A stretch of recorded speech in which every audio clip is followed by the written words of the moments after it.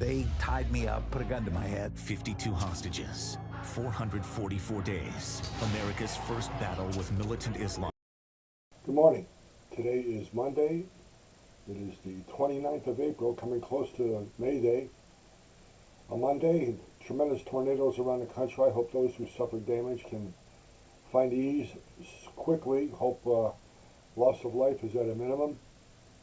All this weekend, all you saw was the demonstrations around the campuses for anti-Israel, death to America, death to Israel. And it reminds me of the days of the 60s, where there were demonstrations all over the place. But they weren't death to America. They were basically demonstrations of racism by the black community and against the Vietnam War by the younger baby boomer generation who basically did not want to go and fight. So now I'm thinking about what's going on today, the parallels. The Chicago Convention in 1968 was one riot after another. This promises to repeat itself, judging by what's going on in the mayhem between the Palestinian and Israeli war going on in the Middle East. What happened in 1968 tore the city apart, but they had a strong mayor, a law and order mayor, and he found those who conspired to bring all of this stuff together, because it just doesn't happen overnight. And they tried them, and they were known as the Chicago Seven. You can look that up, but I'll give you their names. I looked it up quickly here. Renee Davis, David Dellinger, John Freunds, Tom Hayden, who Jane Fonda wound up marrying. Let's tell you something about her melon. Abby Hoffman, Jerry Rubin, and Lee Wiener. They went before Judge Julius Hoffman, and they made a travesty of the justice system by demonstrating in the courtroom.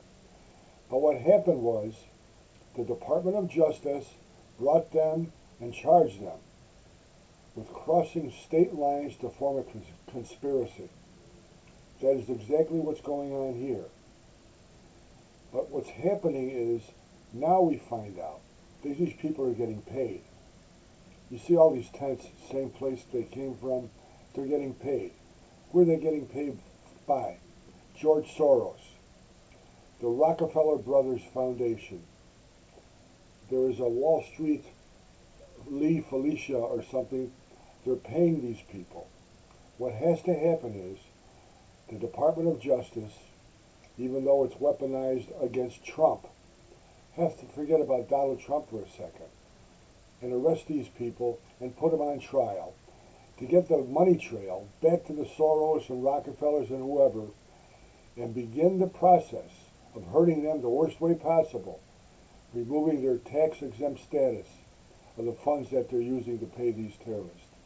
That would begin to see the beginning of the end of the funding of anti-American causes within the United States. I know it's a long shot, but I am writing a letter to the IRS asking them to take a look into the Soros Foundation, the Rockefeller Brothers Foundation, and take a look at their tax-exempt status and finally repeal that for anti-American activity. The 60s come back. It's just an amazing situation where history repeats itself. I know Joe Biden is busy trying to figure out what he's doing, but it's important that this Department of Justice take this up immediately, because now, as they say, the public has a memory of 6 weeks. We're halfway through that, 3 or 4 weeks. People are getting tired of it. The demonstrators themselves, the organizers, are now saying, well, we want amnesty. They're afraid everybody's going to forget about it and they're going to get prosecuted. Department of Justice, prosecute them. Put them on trial. Arrest people. Do what they do in Texas. Do what they do in Florida. Don't be pansies like Columbia, Los Angeles, elsewhere. Watch the Howdy Boomy podcast on the Howdy Boomy channel on YouTube. Find Howdy Boomy Show.